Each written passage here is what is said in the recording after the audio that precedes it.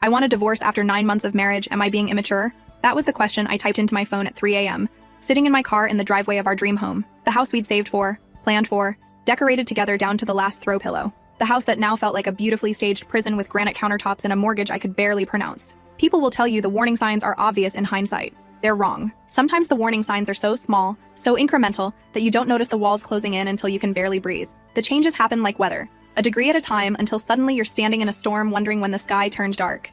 It started with opinions, small ones. The way I laughed was too loud. My friendships were too consuming. My career ambitions were selfish. Lennox had a way of packaging criticism as concern, wrapping control in the language of love. He made isolation feel like intimacy. Every boundary he crossed came disguised as devotion. I just want what's best for us, he'd say. And I believed him, for longer than I should have. The wedding was everything my mother had dreamed of. 300 guests, imported flowers, a dress that cost more than my first car. Standing at the altar, I remember feeling like I was watching someone else's life unfold. The champagne toasts, the first dance, the tearful speeches about forever. It all felt like a performance I hadn't rehearsed for. My hands shook when I said the vows. My sister pulled me aside at the reception. "You don't look happy," she whispered, her eyes searching mine for the truth I couldn't speak. I told her it was just nerves. Brides are supposed to be nervous. But she knew. Even then she knew. The honeymoon was when the mask began to slip. Small comments about what I ordered at restaurants, monitoring my social media, asking me to check in whenever I left our hotel room. I told myself this was what commitment looked like. I told myself I was lucky someone cared so much about my whereabouts, my safety, my every move. By month 3, I'd stopped calling my best friend Paloma. By month 5, I'd turned down a promotion because Lennox said we needed to focus on starting a family. By month 7, I didn't recognize my own reflection. The woman staring back had hollow eyes and practiced smiles that never reached them. The incident that broke me wasn't dramatic.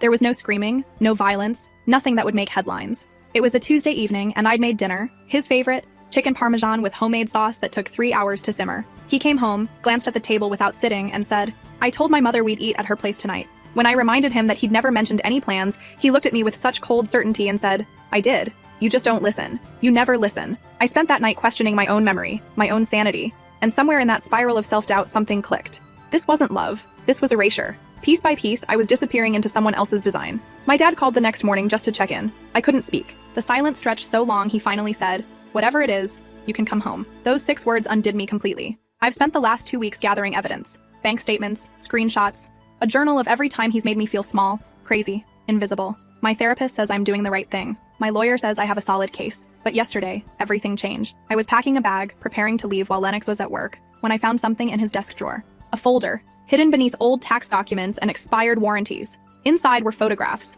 dozens of them, of me, taken without my knowledge, at the grocery store, at my office, walking into my mom's house. Pictures from angles that meant someone had been watching, following, documenting my every routine. And at the very bottom, a single piece of paper with a name and address I'd never seen before. A man named Corbin Watts. An address 20 minutes from my childhood home. Beneath it, in Lennox's careful handwriting, "If she tries to leave." My hands haven't stopped shaking since. I don't remember driving to my parents' house. One moment, I was standing in Lennox's office, the folder clutched against my chest like evidence of my own haunting. The next, I was parked in my childhood driveway, engine still running, staring at the yellow porch light my dad always left on. The folder sat in my passenger seat. I couldn't look at it, couldn't stop thinking about it.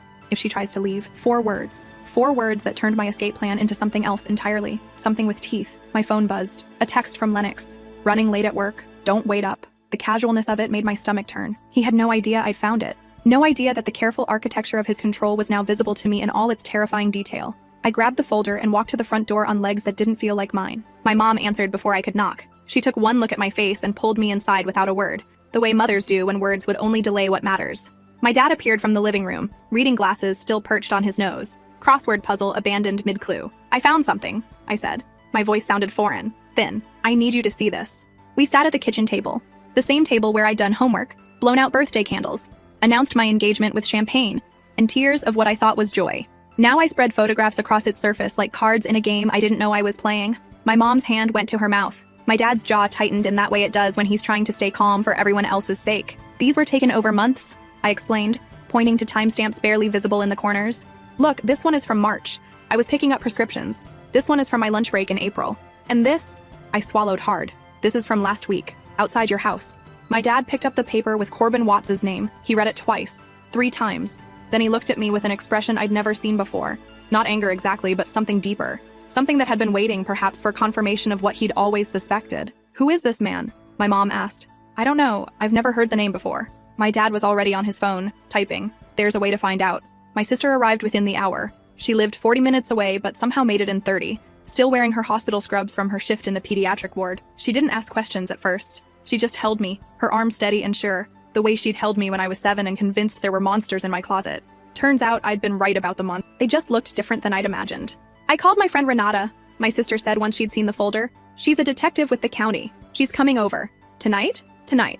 Renata Okonkwo arrived at 9:30, still in her work clothes, but with the kind of focused energy that made the room feel safer just by her presence. She was tall, with close-cropped hair and eyes that missed nothing. My sister had told me they'd met through a domestic violence awareness program the hospital partnered with. Renata had seen cases like mine before. Too many of them. She looked through the photographs methodically, her face betraying nothing. When she reached the paper with Corbin Watts' name, she paused. "This address," she said. "I recognize this area. It's rural, isolated properties, not the kind of place you stumble upon by accident. What does that mean?" I asked. Renata set the paper down carefully. "It means your husband didn't write this name down as a casual contact. He wrote it down as a resource, someone he could call, someone who might help him with a problem." The word problem hung in the air. I understood what she meant. I was the problem. "I can run the name through our systems," Renata continued. "See what comes up. But I need you to understand something first." She looked at me directly, her gaze unwavering. "Whatever we find, whatever we do next, you're going to need documentation. You're going to need a plan. And you cannot go back to that house alone." I nodded. I'd known this, somewhere in the part of my brain that had been slowly waking up over the past 9 months, but hearing it spoken aloud made it real in a way that felt like stepping off a cliff. "Where do I go?" I asked. My dad answered before anyone else could. "You stay here, as long as you need." The next 3 days existed in a strange suspended state. I called in sick to work, letting my voicemail collect messages I couldn't bring myself to answer.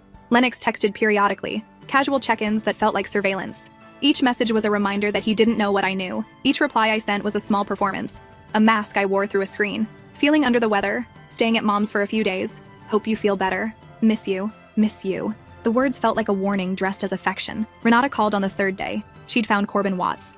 He had a record, nothing violent, technically. Petty theft in his 20s. A restraining order filed against him by an ex-girlfriend that had since expired, but it was his profession that made my blood run cold. "He advertises himself as a private investigator," Renata explained over the phone, "but his reputation in certain circles is different. He's the kind of person people hire when they want to know things, when they want to follow someone, or when they want to make sure someone doesn't disappear without a trace." I couldn't speak. "There's no evidence he's done anything illegal recently," she continued, "but the fact that your husband has his contact information, paired with that note, it's enough for concern. Enough for a protective order if you want to pursue one." I thought about Lennox's face, the careful control he wore like a second skin, the way he could make anyone believe he was reasonable, thoughtful, devoted. A protective order would require convincing a judge that I was in danger from a man who'd never raised his hand to me, a man who brought flowers home every Friday, a man who called me sweetheart in public and told our friends how lucky he was to have found me. Will anyone believe me? I asked. Renata's pause told me everything. They should. Whether they will depends on how much evidence we can gather. The photographs help. The note helps. But I won't lie to you. These cases are hard. Men like your husband know how to present themselves. They know how to make women look unreasonable. Women like me, hysterical, oversensitive, imagining things. I thanked her and hung up. Then I sat on my childhood bed and cried until I couldn't breathe. My lawyer's name was Gideon Hartley. He was in his 60s with a gray beard and a calm, methodical way of speaking that made even the worst information feel manageable. My sister had found him through a colleague whose own divorce had involved similar circumstances. He specialized in cases where leaving wasn't just emotionally difficult. It was dangerous. We met at his office downtown, a converted brownstone with creaky floors and bookshelves that reached the ceiling. My mom came with me. She sat in the corner, silent but present, her hands folded in her lap like she was praying. Gideon spread my evidence across his desk, the photographs, the note, the journal entries, the screenshots of texts where Lennox had questioned my sanity, my memory, my perception of reality. "This is coercive control," he said finally. "It's not always recognized the way physical abuse is, but it's recognized. The photographs suggest stalking behavior. The note suggests premeditation. The journal demonstrates a pattern of psychological manipulation." "So what do we do?" I asked. "First, we file for divorce. We do it quickly and quietly. We request a temporary restraining order based on the evidence of surveillance. We document everything moving forward, every text, every call, every unexpected appearance." He paused. "And we prepare for him to fight back." "What does that mean?" Gideon leaned back in his chair. "Men like your husband don't let go easily. Control is their oxygen. When they feel it slipping away, they escalate. He may try to charm you back. He may try to intimidate you. He may try to turn people against you. Friends, family, colleagues. He may try to manipulate the legal system. You need to be ready for all of it." I thought about the version of Lennox that everyone else knew, the successful financial analyst, the devoted husband, the man who remembered everyone's birthday and always offered to help with yard work. How many people would take his side simply because they couldn't imagine the person I was describing? "I'm ready," I said, even though I wasn't sure it was true. The papers were filed on a Thursday. By Friday evening, Lennox knew. He called 17 times. I let each call go to voicemail, watching my phone light up again and again on my parents' kitchen counter. My dad finally turned it face down, like the screen itself was something dangerous. The voicemails ranged from confused to pleading to something harder to name. The first few were almost reasonable. Hey, I got some paperwork delivered today. I think there's been a misunderstanding. Can we talk? By the 7th, his voice had changed. I don't understand what's happening. After everything I've done for you, after everything we built together, you owe me an explanation. I owe him. Even now, even facing the dissolution of everything, he believed I was in his debt. The last voicemail came at midnight. His voice was calm again. Too calm, the kind of calm that preceded storms. I know you're at your parents' house. I know you've been there all week. I'm not angry. I just want to understand. We can fix this. We've always fixed things together. Just come home, and we'll figure it out. I love you. I deleted it without replying. The restraining order was granted the following Tuesday. Temporary, pending a full hearing. The judge, a woman in her 50s with reading glasses perpetually sliding down her nose, had looked at the photographs with an expression I couldn't quite read. When she spoke, her voice was measured. These images demonstrate a pattern of surveillance that the petitioner could not have been aware of. Combined with the written note referencing actions to be taken if she tries to leave, there is sufficient cause for concern. Lennox wasn't present. He'd been served notice but hadn't appeared. Gideon said this wasn't unusual. Some respondents thought ignoring the process would make it go away. Others were simply biding their time. I walked out of the courthouse into gray October light, the order folded in my purse. My sister was waiting by her car, 2 cups of coffee in hand. How do you feel? She asked, handing me one. I don't know yet. I took a sip, letting the warmth spread through my chest. Lighter maybe, but also like I'm waiting for something. The other shoe to drop? Something like that. She put her arm around me. Whatever drops, we catch it together. I wanted to believe her. I was trying to believe her. The weeks that followed were an exercise in rebuilding. I'd spent 9 months disappearing. Now I had to remember who I'd been before. Paloma was the first person I called. My best friend since college. The woman whose calls I'd stopped returning because Lennox said her influence was unhealthy for our marriage. She answered on the second ring. I was wondering when you'd come back, she said. No accusation in her voice, just relief. We met for dinner that weekend at our old spot, a Thai restaurant with sticky menus and the best pad see ew in the city. She listened while I talked. She didn't interrupt, didn't offer advice, didn't try to fix anything. She just let me speak. The first time in nearly a year someone had done that without an agenda. I'm sorry I disappeared, I said finally, pushing noodles around my plate. You didn't disappear. You were taken. She reached across the table and squeezed my hand. There's a difference. And you found your way back. That's what matters. I called my boss next. The promotion I'd turned down 6 months ago had been filled, of course. But there was a different position opening up. Slightly different responsibilities, same salary band. She told me it was mine if I wanted it. We missed you, she said. Not just your work. You. The team hasn't been the same. I accepted. Starting over felt less like defeat and more like reclamation. The full restraining order hearing was scheduled for late November. Gideon warned me that Lennox would likely appear this time, likely with his own attorney, likely with a strategy designed to make me seem unstable. He'll try to reframe the narrative, Gideon explained during our prep session. The photographs were for safety because he was worried about you. The note was taken out of context. You misunderstood, misinterpreted, misremembered. He'll paint himself as the concerned husband blindsided by a wife's sudden mental breakdown. And the judge will believe that? The judge will consider both sides. Our job is to make sure your side is more credible, more documented, more undeniable. He tapped my journal, now entered into evidence. This helps. The timeline, the specificity, the consistency. It tells a story that's very hard to dismiss as paranoia. I nodded. I'd been preparing for this, rehearsing my testimony, going over dates and incidents until they were carved into my memory like scripture. But nothing truly prepared me for seeing him again. Lennox entered the courtroom in a navy suit I'd picked out for him 2 Christmases ago. He looked good, rested, composed, the picture of professional stability. His attorney was a sharp-faced man named Prescott something, the kind of lawyer who billed $500 an hour and earned every penny through meticulous aggression. I sat at my table with Gideon, my hands folded to keep them from shaking. My mom was in the gallery behind me, my sister, my dad, Paloma. A small army of witnesses to whoever I would become in the next few hours. Lennox didn't look at me, not once. He stared straight ahead, his jaw set, his posture rigid. I'd seen that stillness before. It was the quiet before the storm. The hearing began with Gideon presenting the evidence. The photographs displayed one by one on a screen for the judge and the court. The note, projected large enough that Lennox's handwriting was unmistakable. The journal entries, read aloud in a voice that wasn't mine, clinical and detached. Then it was my turn to speak. I walked to the witness stand on legs that felt like water. I sat down. I looked at the judge, not at Lennox, never at Lennox. And I told my story. I told her about the small comments that became constant criticism, the isolation that happened so gradually I didn't notice until I was alone, the way I'd learned to edit myself, to shrink, to become whatever shape would cause the least friction. I told her about the chicken parmesan, about the gaslighting, about finding the folder. I told her about the fear that had lived in my chest for months, a fear I couldn't name until I had evidence to prove it was real. When I finished, the courtroom was silent. Then Prescott stood up for cross-examination. He was good. I'll give him that. He didn't attack me directly. That would have seemed cruel, and cruelty doesn't play well in family court. Instead, he asked questions designed to make me doubt myself. Had I ever seen a doctor about my anxiety? Had I ever considered that my husband's attentiveness might simply be love? Was it possible that the photographs were taken by someone else, and my husband was simply holding onto them as evidence of stalking that he planned to report? That last one almost made me laugh. Almost. No, I said clearly. The note is in his handwriting. I've seen that handwriting every day for 3 years. On grocery lists, on birthday cards, on post-its left on my pillow. That's his hand. Those are his words. Prescott didn't flinch. You're certain?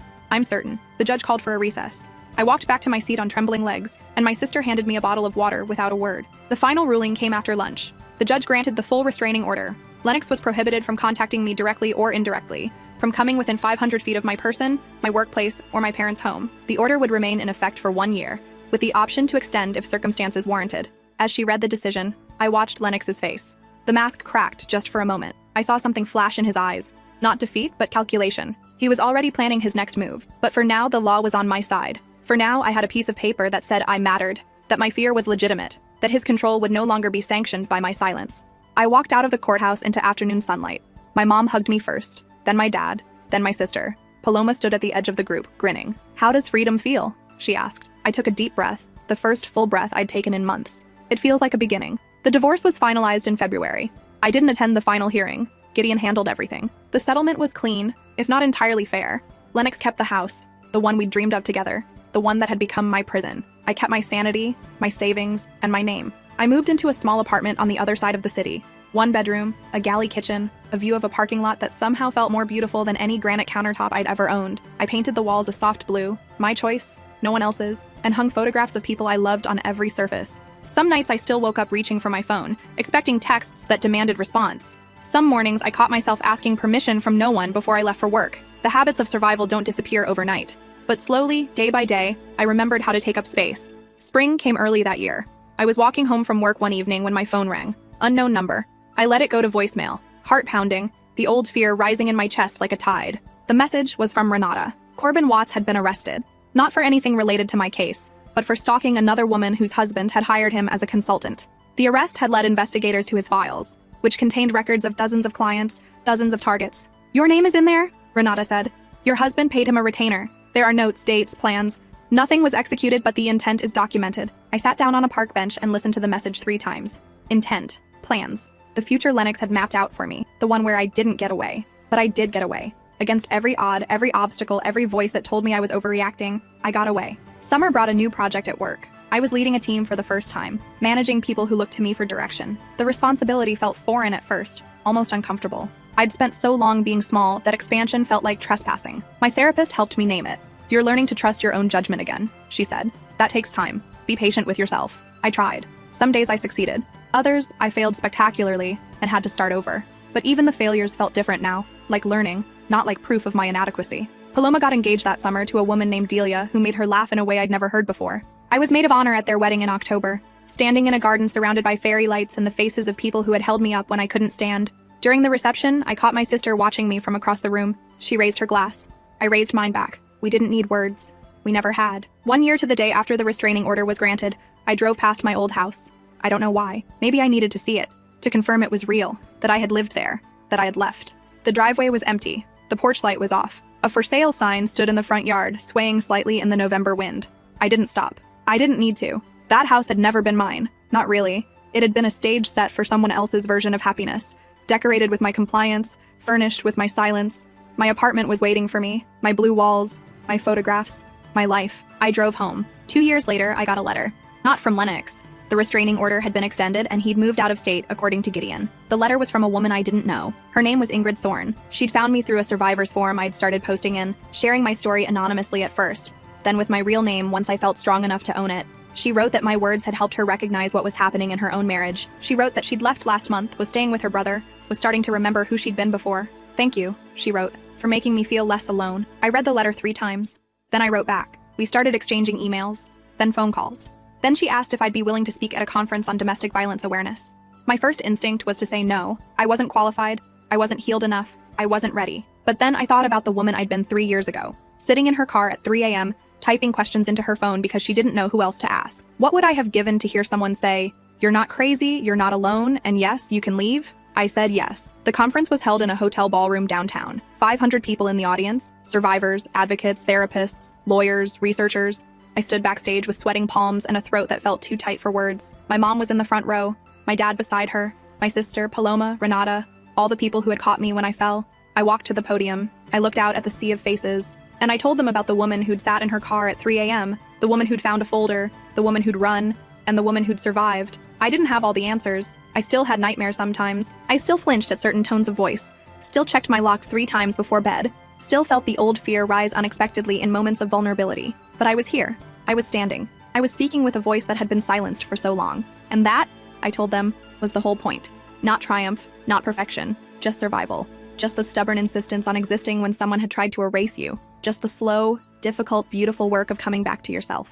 I still have the folder, not the original. That's in evidence storage somewhere, part of a case file that will eventually be archived and forgotten. But I made copies before I turned it over. The photographs, the note, the proof of what was planned. Sometimes I take it out and look at it. Not to relive the fear, but to remember how far I've come. The woman in those photographs, followed, watched, documented. She didn't know she was being hunted. She didn't know her routine had been mapped, her exits calculated, her every move recorded for someone else's use. But she's the one who found the folder. She's the one who ran. She's the one who rebuilt a life from the rubble of someone else's design. I don't know what would have happened if I hadn't opened that desk drawer. I try not to think about it. The what-ifs are a trap I can't afford to fall into. What I know is this. I typed a question into my phone at 3 a.m. and somewhere in the asking, I found an answer. I wasn't being immature. I was being brave. And sometimes bravery looks like leaving a house with granite countertops and a mortgage you can barely pronounce. Sometimes it looks like sitting in a driveway with your hands shaking and your heart breaking and your whole future uncertain. Sometimes it looks like choosing yourself when everyone else has taught you that you shouldn't. I chose myself, finally after everything, and I'd do it again.